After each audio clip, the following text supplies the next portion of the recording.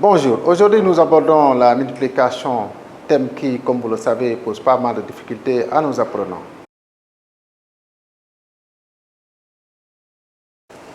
Pour celui-là, on sent que non seulement il ne maîtrise pas la technique, mais il n'a pas mémorisé les tables de multiplication. Pour ce dernier, les tables de multiplication sont mémorisées, mais c'est la technique qui pose problème. Ici, cette table, nous avons 3 groupes de bonbons. Dans le premier groupe, il y a combien de bonbons au total? 5 bonbons. Que je pose ici. Dans le deuxième groupe, nous avons combien de bonbons? 5 bonbons plus 5 bonbons.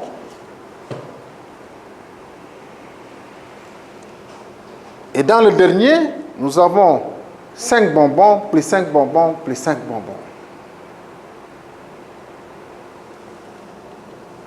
Mais autrement, comment peut-on aussi trouver le nombre total de bonbons? Nous avons ici une seule rangée de 5 bonbons. Cela veut dire 5 fois une seule rangée. Et là, vous avez combien de rangées? 2 rangées. Ça veut dire 5 fois 2 rangées. Et enfin, ici, combien de rangées? 3 rangées. Donc 5 fois 3 rangées.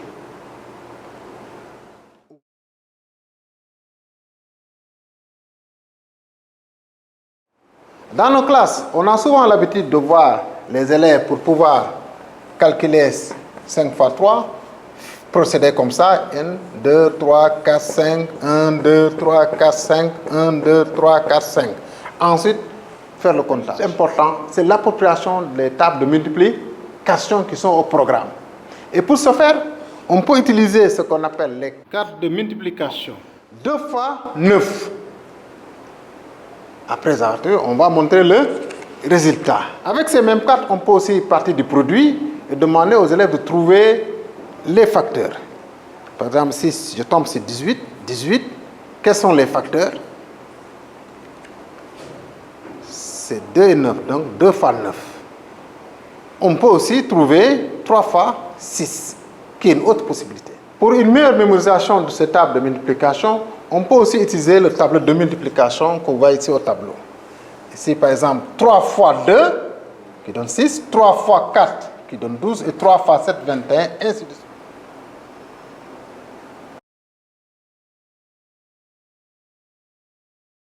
Prenons par exemple cet exemple, 14 multiplié par 3. Il y a combien d'unités? 4 unités, donc je vais prendre ces anneaux-là, je compte 1, 2, 3, 4. Et pour les dizaines, il y en a une seule dizaine.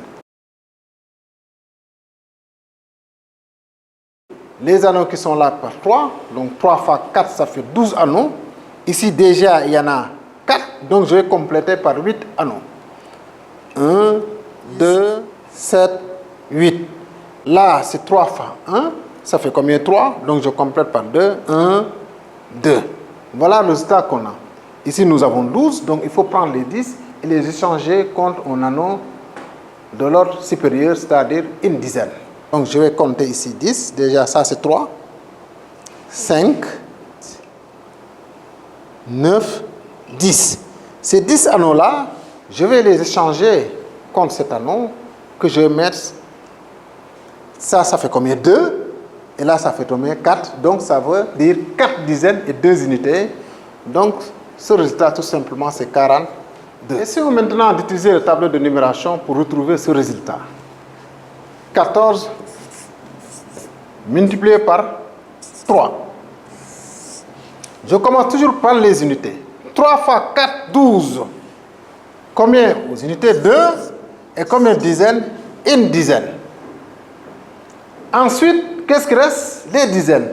3 fois 1, ça fait combien? 3 dizaines. Je mets les 3 dizaines ici.